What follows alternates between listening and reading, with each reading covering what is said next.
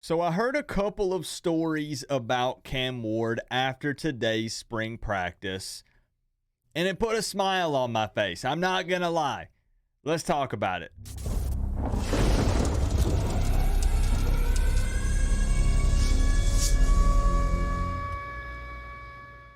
What's going on, Canes fans? Just a little late night small talk about Cam Ward and something that I personally really would like to see from him this spring and, of course, carrying over to the season.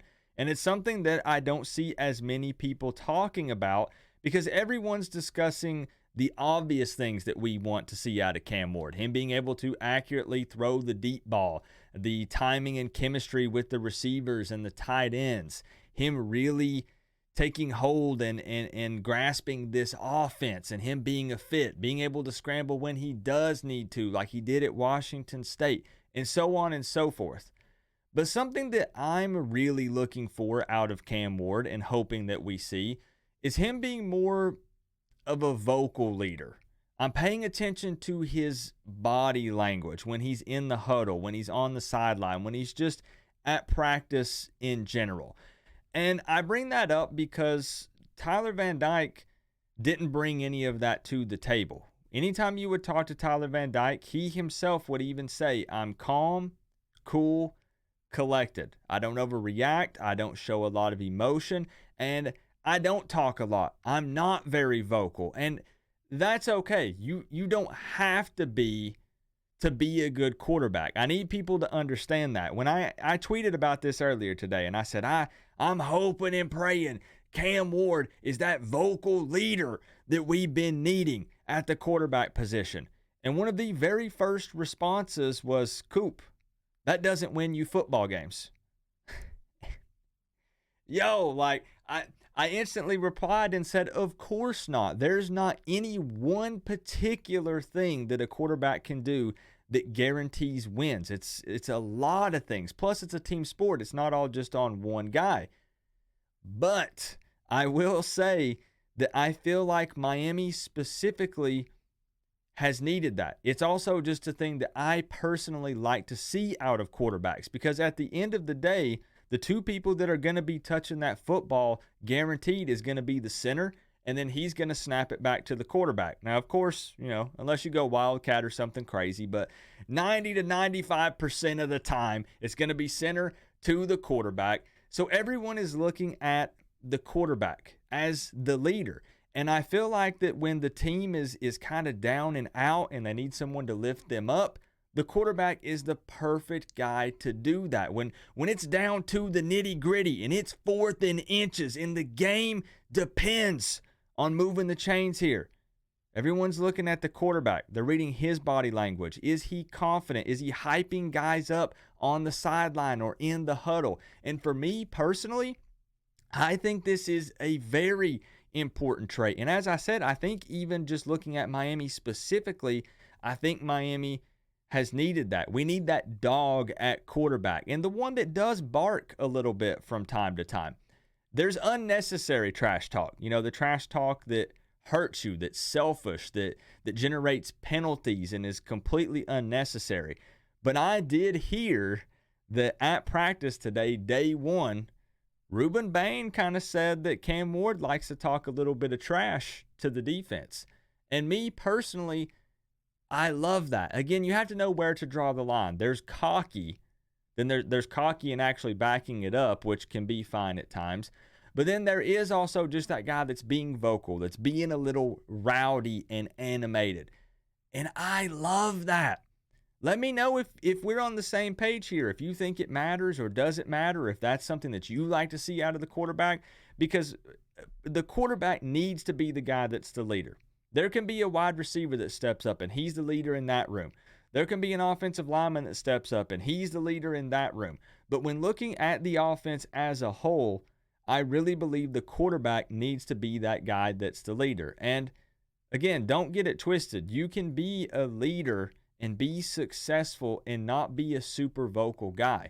But I just, again, really like that. And TVD, again, at times, just think about this. When we were down and out and Tyler Van Dyke is on the sideline just like this,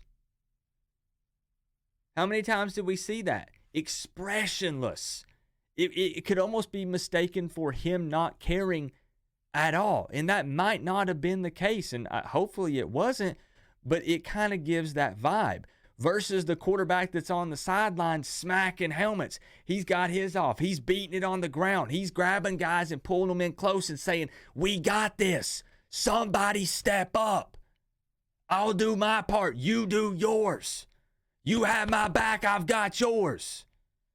And I think that would help this team tremendously. And thank goodness it seems like Cam Ward is at least a little bit of that guy, because the other things are all obvious things that your quarterback needs, right? The arm strength, the accuracy, the football IQ, the ability to read the, defenses. Like, that's a given. But some quarterbacks are vocal and animated and show a lot of emotion, and some don't. And I'm hoping that Cam Ward is pretty much, I'm being real here, basically the complete opposite of what we saw out of Tyler Van Dyke. The most animated we saw Tyler Van Dyke in a long time was him celebrating Emory Williams beating Clemson. And that was just wild to me. The dude looked just completely dead inside. There was nothing going on up here, up top. There just wasn't. And, again, Cam Ward has already reached out. He invited a bunch of the skill position players over to his house to watch the Super Bowl. We already talked about he's taking the offensive lineman out to dinner. And we were talking about this back in February, saying that we think that needs to happen to, build those relationships. But like I said, just let me know what you guys think. That's something I'm going to be watching very closely throughout spring. It's not a make or break. It doesn't guarantee any more wins if he's more vocal. I'm not going to come out and say, well, I was going to predict Miami to win 8 or 9, but since I saw Cam Ward yelling at the wide receivers, I'm going to bump that up to double-digit wins. It's nothing like that. It's just all these little small things like this that I like to pay attention to that I think are very important. And not a whole lot of people talk about it because they're so focused on the other things, which are also just as important and probably more important. Of course they are.